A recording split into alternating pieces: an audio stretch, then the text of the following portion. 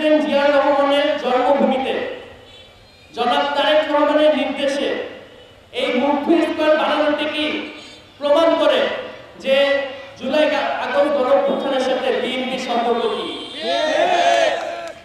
আমরা আমাদের পরিবারের পক্ষ থেকে জনাব তারেক রহমানকে আবারও ধন্যবাদ জানাচ্ছি এরকম শিবগঞ্জের একটি জায়গাতে মুগ্ধর নামে এরকম স্মৃতি তৈরি করার জন্য।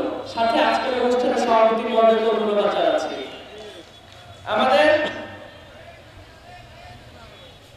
বেগম খালেদা জিয়া, দেশনেত্রী বেগম খালেদা জিয়া, আমরা দেখেছি তাকে কিভাবে তিনি তার সন্তানের লাশের সামনে দাঁড়িয়ে কান্না করেছে।